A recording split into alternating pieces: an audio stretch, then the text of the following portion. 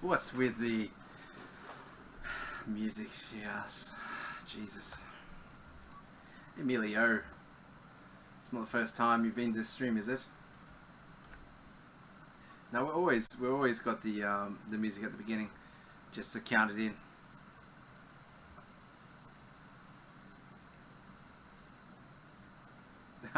Sometimes it does sound sad, doesn't it? Yeah,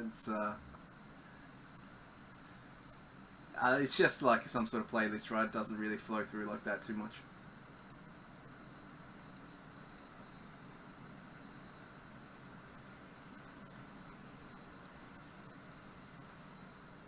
Alright. So what has changed since we last spoke? Well, I mean, Trump has pulled the US out of the TPP. Not a huge surprise. Market knew that was going to happen. Very limited reaction in stocks. So once again, we're sort of waiting for inspiration here. You know, the US dollar's on the back foot, but not moving aggressively lower. We're still searching for that basing, basically, in the US dollar. Now, one thing that did happen today is that we tested the 100 on the dollar index. Now, a lot of traders have been waiting for that test to see what happens. Pretty important whether we break it or go above it today. So if we're talking here tomorrow and the market's at 155, makes me a little bit more optimistic. Dollar yen has base as well. So dollar yen found support at 112.50, very close to the low from last time as well. So right now it is a little bit dangerous to be selling into this. If this is if you're a dollar yen trader, seller, you know that when it turns very quickly. So it's pretty dangerous here to be selling into this rally. I think right here, it's a pretty shallow sort of bounce. If we break this level as well, there's really big levels coming that I like to buy. So I'm on the lookout to buy dollar yen. I think the US dollar is more likely to go range bound to up than to depreciate considerably more from here. So we're searching for that bottom end of the range basically in the dollar yen. And then the market may range between, say, 112 and 115 for the next couple of months as the markets fight between Trump doing good things, bad things, and good US data, bad US data. Maybe not getting that initial restart of that rally back to 120 that I'm looking for at some point this year. It may be a falsely start sort of rally. A break below 110 will just completely destroy that view, and that would be a surprise, and probably would come from some sort of stock market correction. So aggressive stock market selling. I don't have direct US dollar exposure at the moment. I'm just playing some long pound. So I'm playing the long pound via the euro pound short. So this is really taking the US dollar out of it. It's just basically a two-horse race between the euro and the pound here. It doesn't matter what the US dollar does. It's just whether the pound has got a lot more room to move, I believe, in the top side here. And especially if there's good news from Friday, I'm hoping this one's in profit. We're talking about this, low 85s. And that they get some sort of a semi-real agreement between US and UK, and that could really lead to outperformance of the pound short term. Maybe not against the US dollar, but against some of the other pairs. The way I'm also playing it is to be long pound yen. Now this is a little bit of a proxy play on the long dollar yen. So this will make a lot of money if dollar yen has based. If dollar yen's breaking 112, then yeah, we're in trouble on this one. You get stopped out. So I'm not fully convinced it's going to work out, but it's not a bad little risk reward, I believe. Top side is significant, 300 or 400 pips versus downside stop here of 100 points. Pretty big stop, you'd think, for a trade, but this sort of market you need a pretty big stop, so I'll be happy with that. So dollar yen's fate probably linked to this dollar index, I believe, and the US treasuries, and also what today's headlines are going to be from Trump, because they're coming in pretty quick and fast. I mean, if he goes from talking about protectionism yesterday to talking about US infrastructure plans and maybe some US tax plans, company tax plans, then you're probably going to see a US dollar bounce, right? That's the stuff we want to hear. We don't want to hear about the protectionist stuff. We want to hear about his plans to allow companies to lower their tax and to bring money in from offshore. That's the keywords that would get in the Twitter feed anyway, that they get the markets excited. But let us check the 10-year on the US bond yield. Just see how it's playing out. Remember, 2.5 is the most important level. And I think we backed away from that last night after that trade protectionist sort of view. So yeah, we did. Mounting a little bit of a rally here and the market fell back. So keep an eye on this. Important to see if this fails as well, this little rally. Then you would have more US dollar selling coming through on that.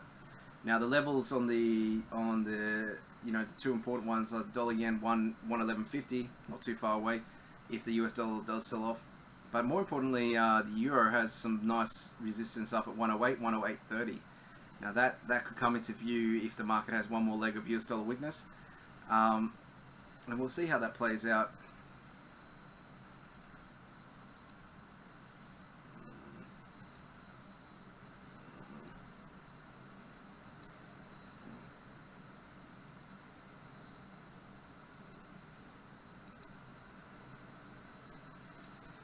We'll see how that plays out. I would be looking to sell up into this region here. If it's not a major story, just more US dollar weakness. We'll see. We will see. Yeah, so I'm still looking, fishing basically for this dollar yen bottom. That's my main play. That's where I'm making most of my money this year, I believe, anyway. So I'll be looking to buy dips, not really selling. Looking to buy every dip that we get. Hopefully we did get a range so we can get well-defined buy zones. And get a bit more aggressive. I'm not really in just yet on any of my accounts in dollar yen. I'm still just a little bit scared, but I like this price action today. It's encouraging.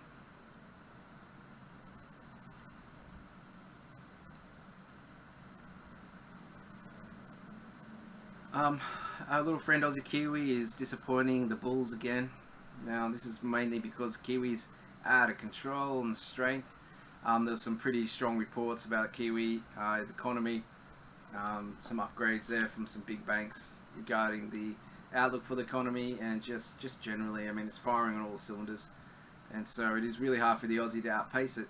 And Aussie's got some pretty strong resistance at 76, 76.50. Actually,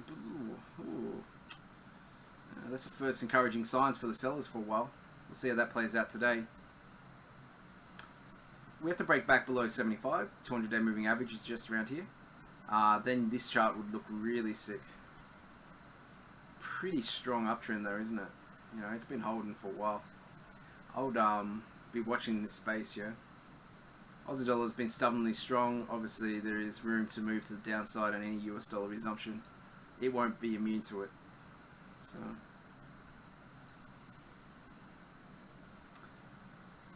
Dollar index, what are you doing? Pretty keen to buy here. I don't know if I think it's a bit dangerous, yeah.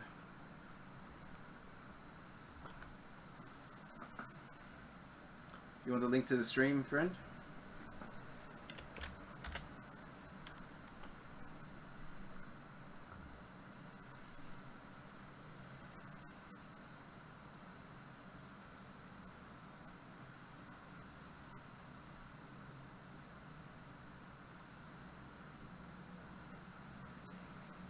Alright, one of my most favourite pairs is Aussie Yen.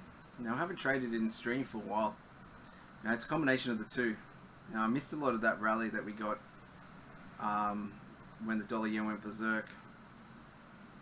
I really want to be buying it on dips towards 80, but you know, I sort of missed that chance that we had earlier in the year. It's a pretty strong uptrend that we got. And you didn't get much chance to buy it, you know, once the Trump rally started. Now, if we do get a Aussie dollar pullback here, any sort of stock market weakness as well, when the dollar yen finds support, I'll be happy to buy a bit of Aussie. I do think that Aussie is going to outperform most pairs this year, so I don't mind doing it like sort of similar to the pound yen, similar to the dollar yen. If they're both in uptrends, Aussie yen will be with them. It's just another way of expressing it. It has nice yield on it too, so it's not a bad little play, especially if stocks are strong. Got a little bit more resilience in the dollar yen pullbacks via the Aussie rally, so it's a little bit safer than other pairs, a little less aggressive. Some nice action here on the pound yen. Good. Pound yen's direction is really important for dollar yen too. Dollar yen requires a little bit of cross support sometimes, especially off the lows. So when you see the market sell off dollar yen, and you're looking for keys indicators that the dollar yen had bottomed, it's when you see aggressive action on the crosses, mainly euro yen and pound yen, that you can start to be a bit more optimistic. This is sort of nice, right? This is sort of what you want to see. And it fits with the theme that the pound's going to 127, 128, and dollar yen back to 115, pound yen back to, say, 148. Quite comfortably, not too big a deal. People start to feel that the pound is undervalued and that Brexit's not going to be such a big deal. May makes some sort of agreement with the US. I think he can rally for a couple of weeks.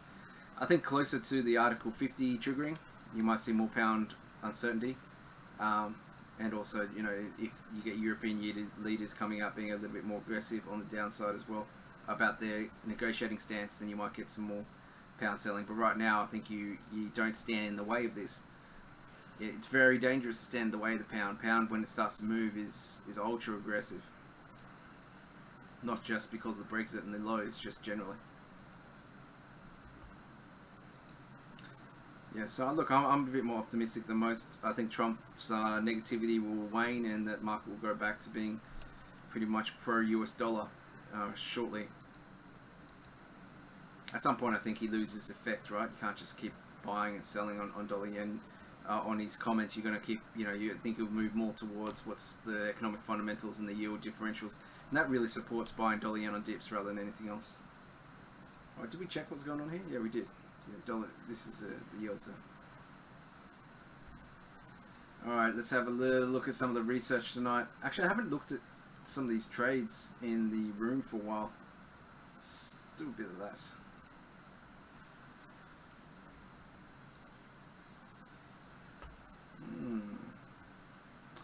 Trapped in here, this guy, by this pound. It looked weak during Asia, but you don't trust the Asian session.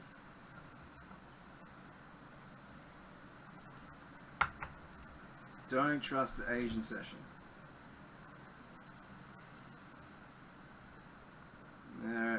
Definitely counter trend moves in Asia are very dodgy in terms of starting something bigger. And if you look at what's happened since the start of the US, so European session, just nice buying here. So don't trust the Asian reversals. Usually a bit of a trap. There is a bit of focus on this. Good point, Jenny. A bit of focus on this membership ruling. I hope it does come out at 8:30. I remember last time that was a little bit delayed. But it shouldn't be that big a deal because it's talking about May's ability to bypass the Parliament, and she said she's not going to do that.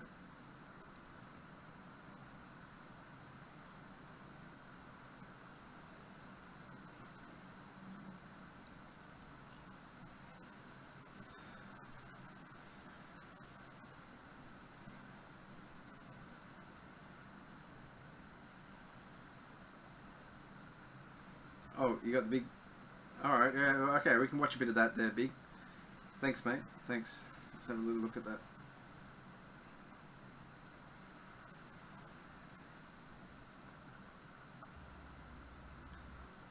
But I doubt we're going to get big movements from it. If anything, the market's going to go up, right? That's another little, another little, what would you call it? A roadblock?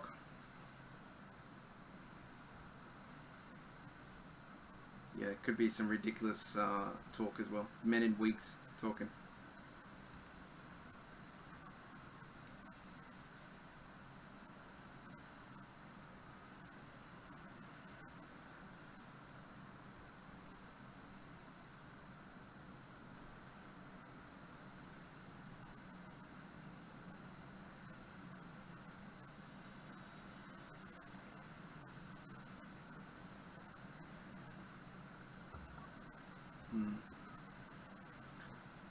Alright, in 5 minutes, let's have a look at that. Meantime, we'll have a quick look at an Australian bank research. We haven't looked at too much Australian bank research before. This is one of our, what you'd call investment banks, sort of like Goldman Sachs. It's a bit more of a merchant bank than anything else, but it's big by Australian standards.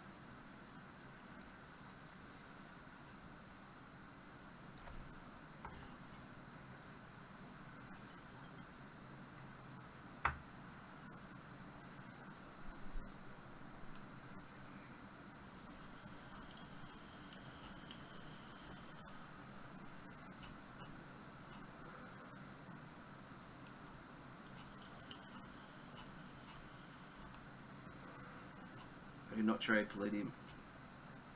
Okay, that was not for me. Thank you for the little notes there, but yeah, not for me.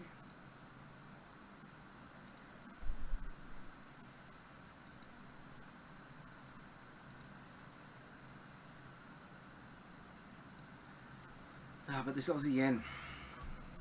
So we want to be buying the back on the pullbacks in this, right?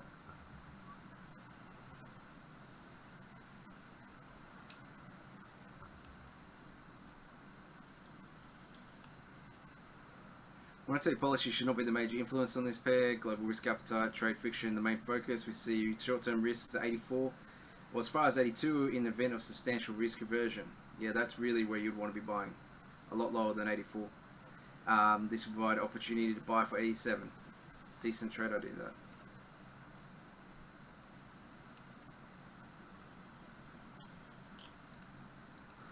One of the things I really do appreciate by Westpacs is when they do put these sort of spectrometer readings of where the pair stays most of the time. Right, so 80 is that level I like to buy from. It does go lower in crashes, and the Aussie is underperforming, but really this is not bad levels.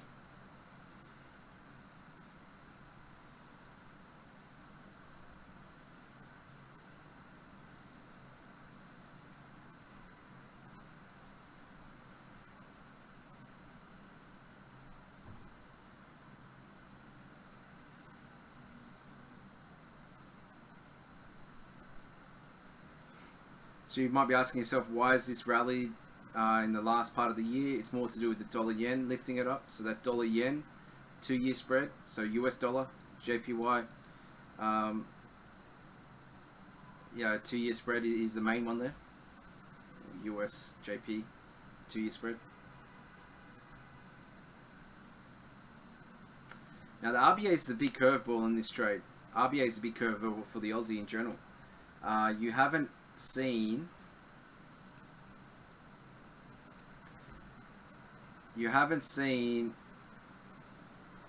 a move by the RBA in terms of pricing by the market yet.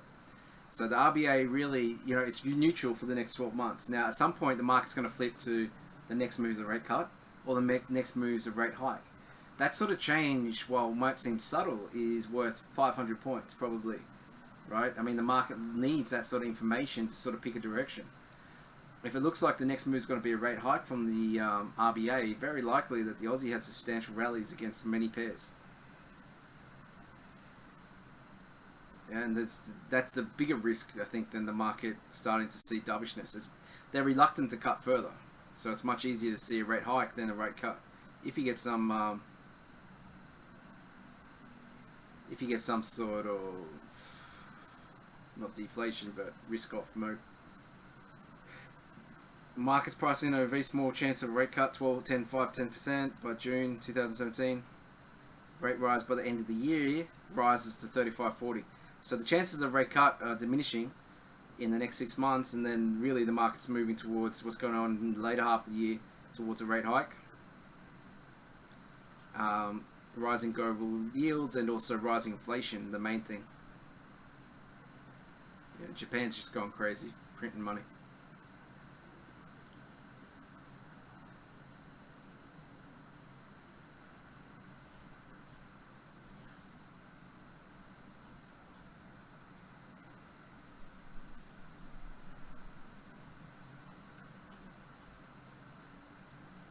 And there's not too much positioning here.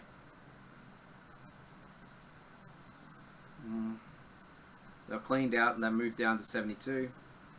Market's rebuilding lately, but nothing crazy. the bigger worry is Japan, right? Japan's got huge negative, like huge shorts going on.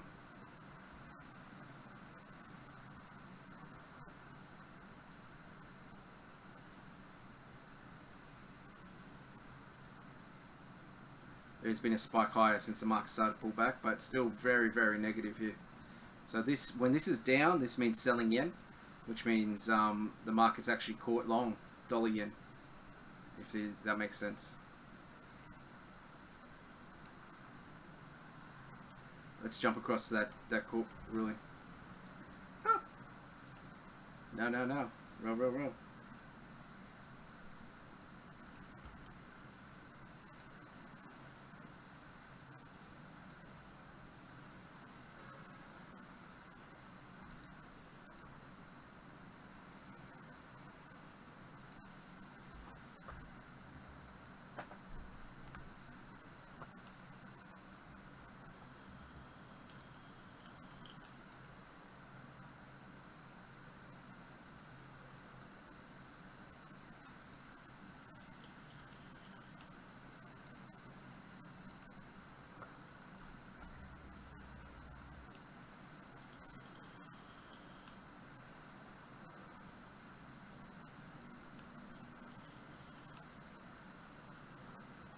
This video is supposed to be making sound there, Big River.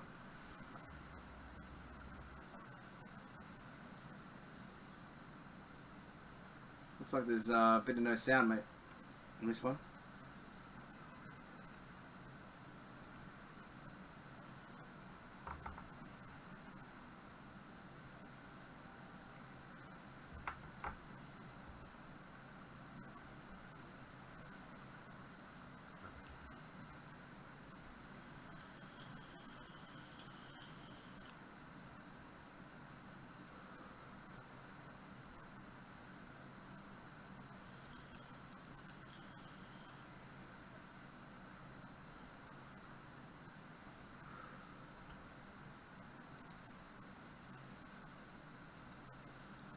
Where's Potter? Potter should be there.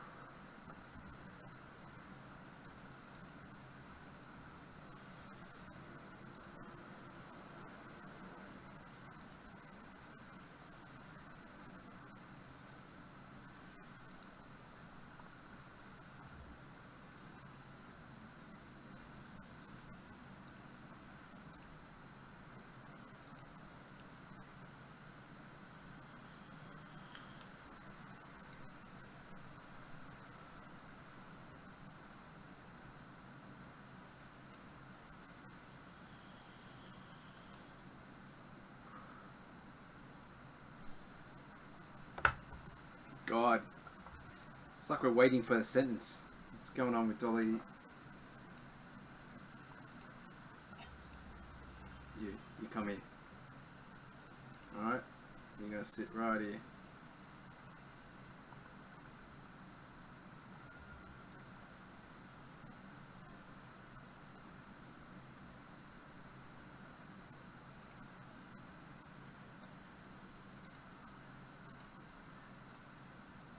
I really think this is going to be not much ado about nothing, guys. If anything, more risks to the top side than anything else.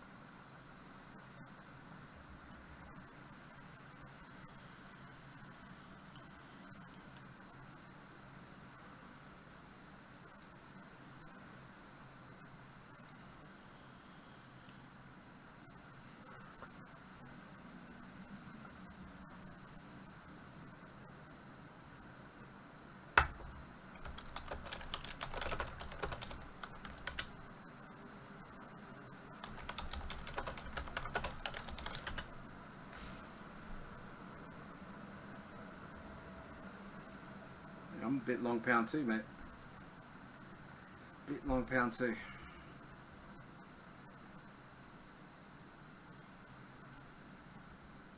All right.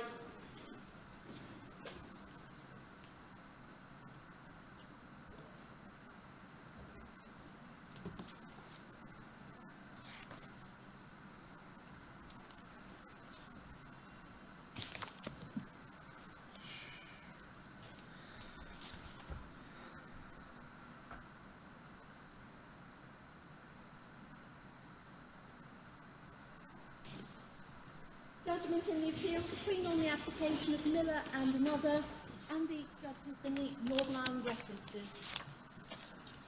On the 1st of January 1973, the United Kingdom joined the European Economic Community, now the European Union, the EU.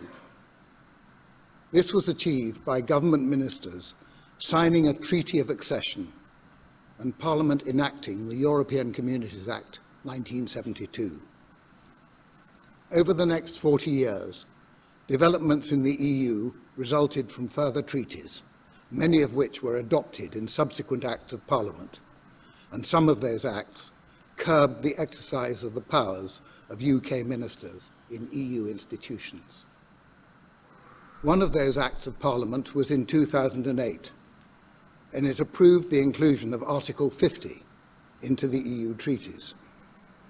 In broad terms, Article 50 provides that a country wishing to leave the EU must give a notice in accordance with its own constitutional requirements, and that the EU treaties shall cease to apply to that country within 2 years.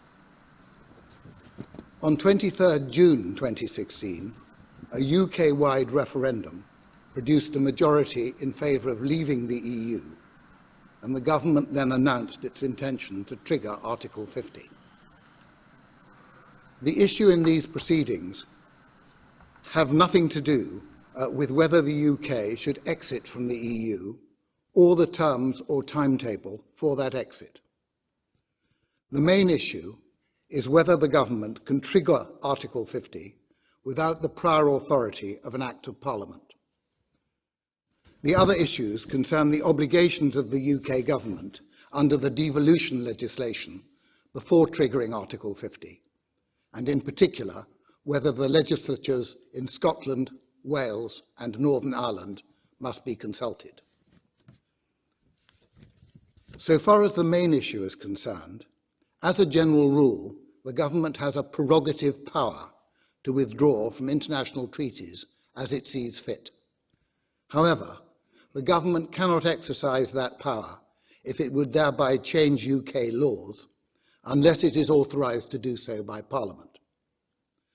The claimants argue that as a result of leaving the EU, UK law will change and legal rights enjoyed by UK residents will be lost.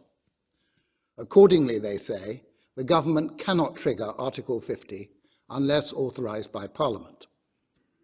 In reply, the government argues that the 1972 Act does not exclude the power for ministers to withdraw from the EU treaties, and that Section 2 of the 1972 Act actually caters for the exercise of such a power. Today, by a majority of 8-3, the Supreme Court rules that the government cannot trigger Article 50 without an Act of Parliament authorising it to do so. Put briefly, the reasons given in a judgment written by all 8 justices in the majority are as follows. Section 2 of the 1972 Act provides that whenever EU institutions make new laws, those new laws become part of UK law. The 1972 Act therefore makes EU law an independent source of UK law until Parliament decides otherwise. Therefore, when the UK withdraws from the EU treaties, a source of UK law will be cut off. Further, certain rights enjoyed by UK citizens will be changed. Therefore, the government cannot trigger Article 50 without Parliament authorising that course. We reject the government's argument that Section 2 caters for the possibility of the government Mark is not really withdrawing from the selling EU off this. treaties. It's not There is a reporting. vital difference between changes in UK law resulting from changes in EU law, and those are authorised by Section 2, and changes in UK law resulting from withdrawal from the EU treaties. Withdrawal affects a fundamental change by cutting off the source of EU law as well as changing legal rights. The UK's constitutional arrangements require such changes to be clearly authorised by Parliament, and the 1972 Act does not do that. Indeed, it has the opposite effect. The referendum is of great political significance, but the Act of Parliament which established it did not say what should happen as a result. So any change in the law to give effect to the referendum must be made in the only way permitted by the UK Constitution, namely by an Act of Parliament. To proceed otherwise would be a breach of settled constitutional principles stretching back many centuries. The dissenting justices consider the government can trigger Article 50 without an authorising Act of Parliament.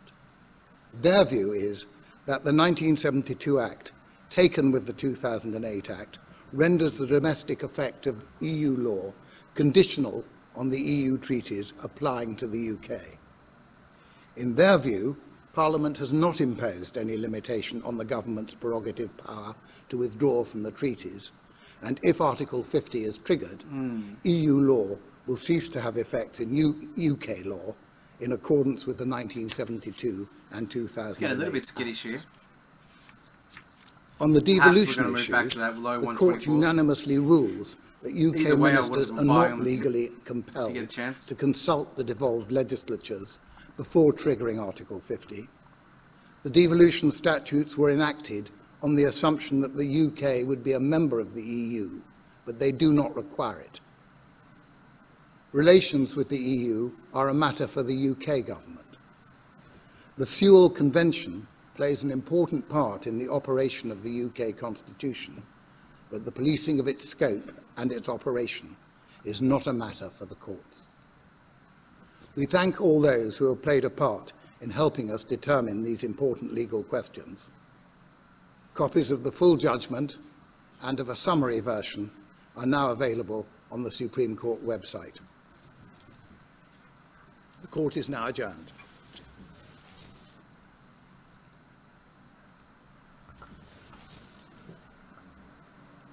Yeah, so a little bit of selling pressure coming through. There's a bit of a majority, you know. Look, I suppose the risks are increased a little bit now that it's definitely for sure that she has to go to. Now, she said she's going to do that anyway. And how that plays out, I mean, yeah, I wouldn't get too aggressive on the sell side here.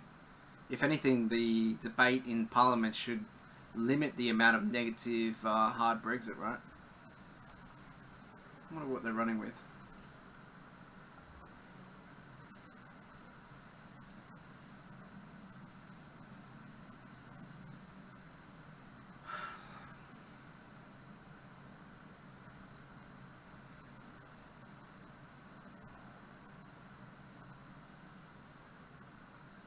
It's creating a lot more volatility than I thought.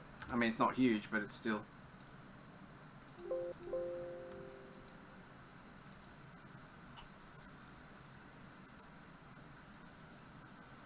Still a little bit of action for a Tuesday night.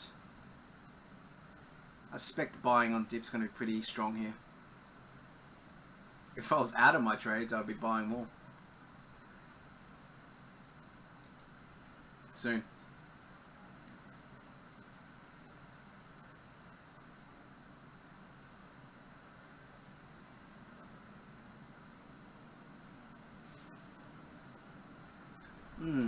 Is that right? Yeah, I suppose that makes sense, right? Maybe that will cause a little bit more of a Scottish revolt. You know, I mean, Scottish were like, oh, you don't need our...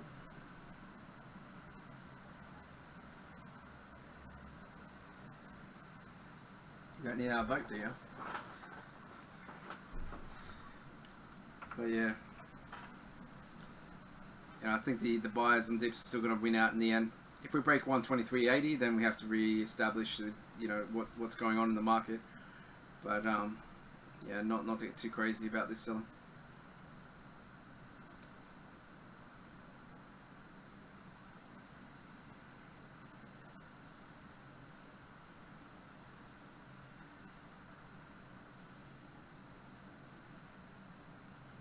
Yeah, I suppose it does. It stirs them up. That's right, Big River.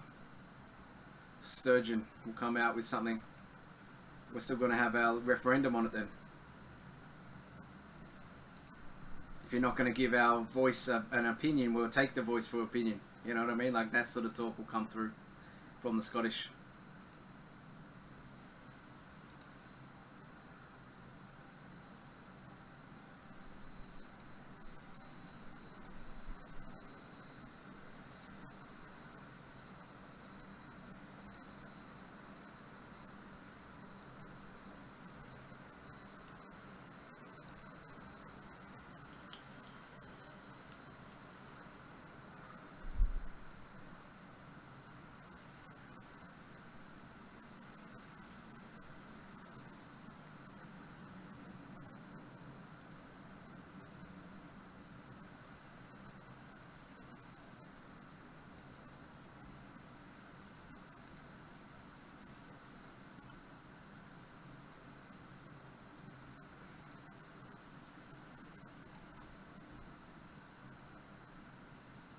Mark was getting a bit excited before that.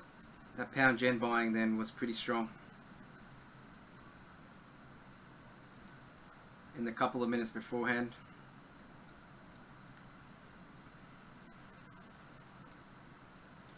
We'll find out by the US session what's going on there. Still, I would rather be buying into any weakness in the pound going forward here. I'm not a bear, but make sure your stops are not too crazy on that sort of deal. You've seen that heavy selling in pound come through before, and it could be from a headline from Scotland, I suppose. That could get the market a bit more aggressive on the downside. But other than that, I'm pretty sure we'll just move on and start focusing on May and Trump's little meeting on Friday.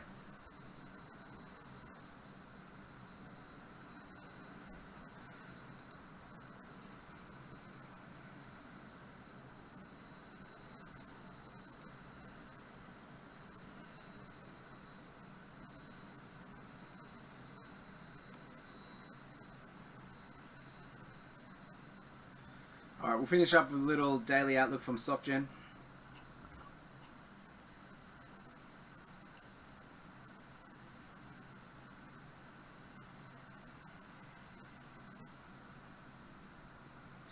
Mr. Munchin did comment that the US dollar, could be a negative for the US economy, a strong US dollar yesterday. That was talked about a lot in Asia.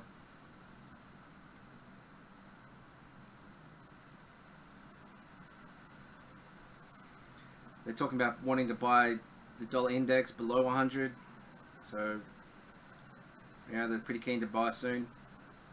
And for the euro around 108. We did have the European PMIs come out a little bit stronger on the services from Germany, a little bit weaker on the flash services from Germany. So manufacturing is a bit stronger, services a bit weaker, sorry. Nothing too crazy though.